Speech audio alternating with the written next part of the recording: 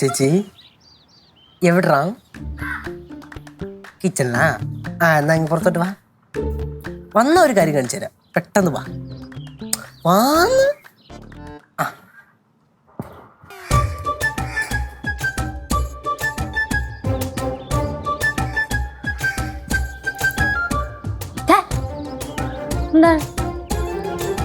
അങ്ങോട്ട് നോക്കൂ.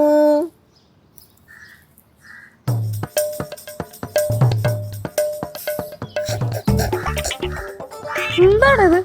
വാശിപ്പുറത്ത് എഴുതി കൂട്ടുന്ന ചേച്ചിയോടുള്ള കടുത്ത അമർഷവും വെറുപ്പും കാരണം ആ പാവം പിടിച്ച യുവാവിന് തൂലികടിക്കേണ്ടി വന്നു. വെറുപ്പ് ഒരു തരത്തിൽ പറഞ്ഞ അറപ്പ്. എല്ലാം കണക്കെടുക്കണേ പൊടി. ചേച്ചി നമുക്ക് അങ്ങോട്ട് എന്ന് ചൊറിഞ്ഞല്ല ചെറിയാലേ.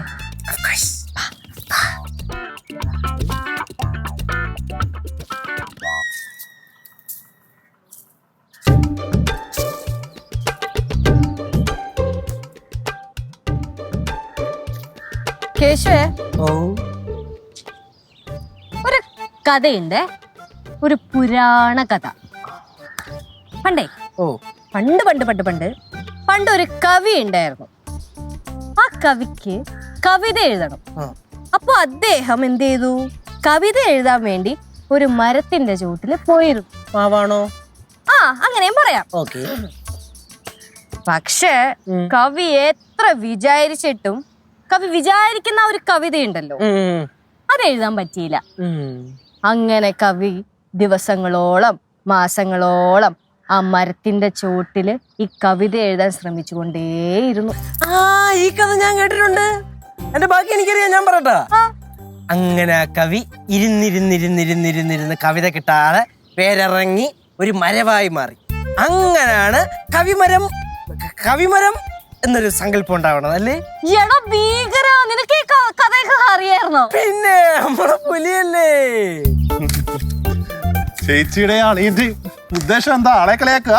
ഞങ്ങളാണ് ആളെ കളിയാക്കണേ. ഞങ്ങള് ചുമ്മാ കഥ പറഞ്ഞല്ലേ. അല്ലെങ്കിലും വലിയ വലിയ കവിയൊക്കെ ആകാൻ പോകുന്ന ആളല്ലേ, നമുക്ക് അങ്ങനെ കളിയാക്കാനുള്ള യോഗ്യതയൊന്നും ഇല്ലല്ലോ. ഞാനിപ്പോ നിങ്ങൾ ആരെങ്കിലും അങ്ങോട്ട് ശല്യം ചെയ്യാൻ വന്നോ? ഇല്ലല്ലോ. വെറുതെ ഞാനിപ്പോ ഇവിടെ ഇരിക്കുവല്ലായിരുന്നു.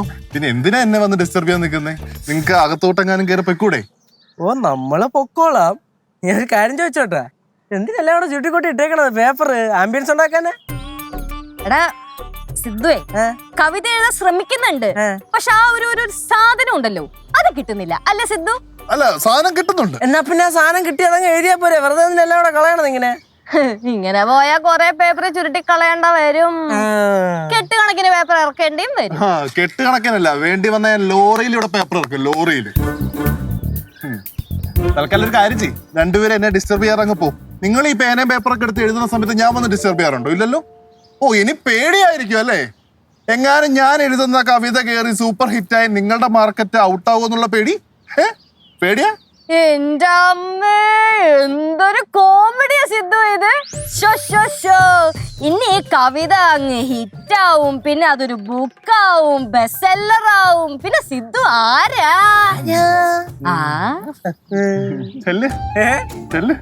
നമ്മള് പോയേക്കാ. അളയ വലിയ കവിയായി കഴിഞ്ഞിട്ട് നമ്മളെ വഴി വെച്ച് എവിടെയെങ്കിലും വെച്ച് കാണുകയാണെങ്കിൽ ഒന്ന് മൈൻഡ് ചെയ്തേക്കണേ. ആലോചിക്കാം. കവി, ഞാനൊരു ഡൗട്ട് ചോദിക്കട്ടെ. കവി എന്ത് വിഷയത്തെ ആസ്പദമാക്കിയാണ് എഴുതി കൂട്ടുന്നത്? ലച്ചൂസേ, നമ്മൾ ഒരിക്കലും ഒരു വിഷയത്തെ ആസ്പദമാക്കിയിട്ട് ഒന്നും എഴുതരുത്. നമ്മൾ എഴുതുന്നതാവണം വിഷയം. സൂപ്പർ. അളയാ, ഒരു കാര്യം കൂടെ ഞാൻ പറഞ്ഞിട്ടാ. ഈ ഒട്ടകത്തിന്റെ ഇറച്ചി ഉണ്ടല്ലോ, അത് വട്ടം കൂടിയിരുന്ന് തിന്നുമ്പോലല്ല കവിത എഴുത്ത്. കവിത എഴുത്തെന്ന് പറഞ്ഞാൽ അതിന് സർഗാത്മകത വേണം. അങ്ങനെ അത് കിട്ടണമെങ്കിൽ ജന്മസിദ്ധമായി തന്നെ കിട്ടണം. കഴിഞ്ഞ ഒക്കൂടെ അങ്ങനെ അടുത്ത റൗണ്ട് പിന്നെ വരാം. നടക്കട്ടെ.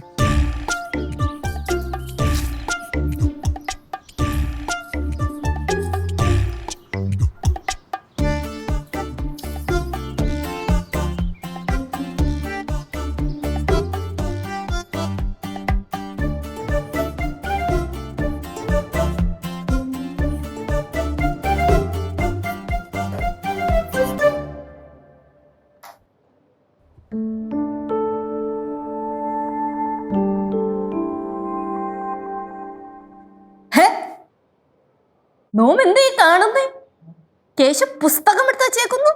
അയ്യോ അതെന്റെ ഫ്രണ്ടിന് കൊടുക്കേ.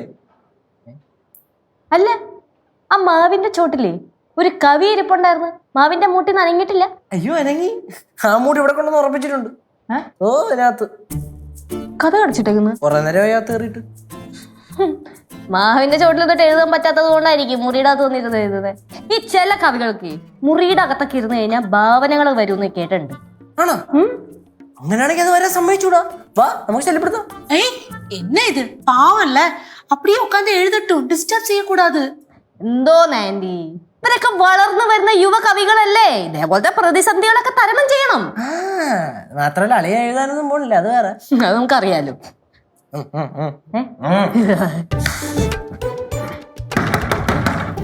സിദ്ധു,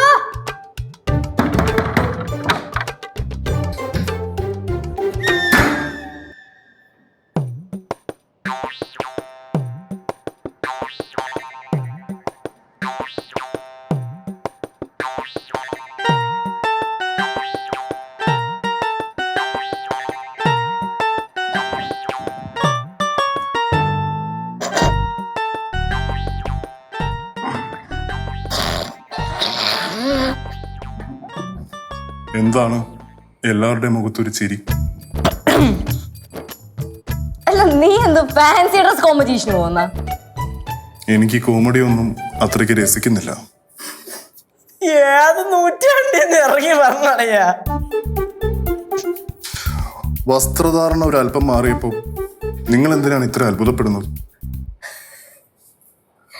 അല്ല, ഈ വസ്ത്രധാരണം മാറ്റിക്കഴിഞ്ഞാൽ എഴുതാൻ പറ്റും എന്നുള്ള ചിന്തയിലാണോ ഈ കോലത്തിലേക്ക് ആയത്? അത് പിന്നല്ലേ അമ്മുമ്മ, ഞാൻ കോളേജിൽ പഠിക്കുന്ന സമയത്ത് ആർട്സ് ക്ലബ് സെക്രട്ടറി ആയിരുന്നപ്പോൾ ഞാൻ ഇതുപോലത്തെ വസ്ത്രങ്ങൾ ധരിച്ചാണ് കോളേജിൽ പോവുക. അന്നേരം എനിക്ക് ചന്നം ഭിന്നം വാക്കുകൾ വരുമായിരുന്നു. ഇപ്പോൾ എന്തോ എഴുതാൻ പറ്റുന്നില്ല. അതുകൊണ്ടൊരു ചേഞ്ച് ഞാൻ ആഗ്രഹിച്ചു. ഞാൻ എന്നിലെ പഴയ കവിയെ ഞാൻ ഉണർത്തുന്നു. പഴയ ഞാനായി ഇനി കവിതകൾ ചന്നം ഭിന്നം വരും. എന്തായാലും മോനെ ഈ വേഷത്തിൽ കാണാൻ നല്ല ഐശ്വര്യമുണ്ട്. താങ്ക് യു അമ്മുമ്മ, thank you. I am back. അല്ല, ഈ റെട്രോ കണ്ണട എവിടെ നിന്ന് കിട്ടി? ഒരു കണ്ണട ഒപ്പിക്കാൻ വേണ്ടിയിട്ടാണോ ഇത്ര പാട്? ഇനി ഒരു തൂലികാനാമവും കൂടെ ആയ പൂർത്തിയായി. ആ, തൂലിക നാമം അത് ഞാനിടാം. കോലമൊക്കെ വെച്ച് നോക്കിയിട്ട് കുഴിപ്പള്ളൻ. ആഹാ ഞെരിപ്പ സാധനം. ആ, നിങ്ങളുടെ മൂന്നാംകിട വർത്തമാനം ഒന്നും കേട്ടു നിൽക്കാൻ എനിക്ക് സമയമില്ല. എന്റെ മനസ്സിൽ വാക്കുകൾ കിടന്ന് തിളയ്ക്കുകയാണ്. ഇനി ആ വാക്കുകളെല്ലാം പേപ്പറിലേക്ക് പകർത്താൻ സമയമായിരിക്കും. അല്ലെ ഈ തിളക്കണ വാക്ക് പേപ്പറിലോട്ട് പാർത്തുമ്പോ പേപ്പർ കത്തിപ്പോല്ലേ? சித்து, எழுதும்போது ஏதா குடிக்கிறதுக்கு டீ காஃபி ஜூஸ் வேணா எங்கிட்ட கேளு, நான் கொண்டு தரேன். ഒരുപക്ഷെ കട്ടൻ ചായ വേണ്ടി വന്നേക്കും. വേണ്ടി വരുമ്പോൾ ഞാൻ ആന്റി അറിയിക്കുന്നതായിരിക്കും. ഓക്കെ? കട്ടൻ ചായ കടുപ്പം കൂട്ടിയോ കടുപ്പം കുറച്ചോ?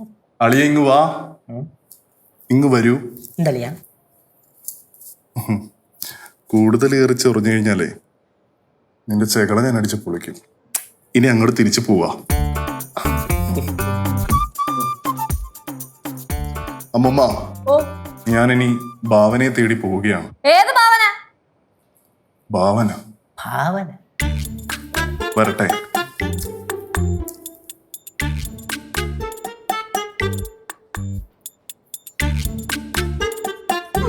എങ്ങനെ നടന്ന ഒരളിയന? എന്റെ അളിയനെ ഇങ്ങനെ ആക്കിയപ്പോ ചേച്ചിക്ക് സമാധാനമായില്ല.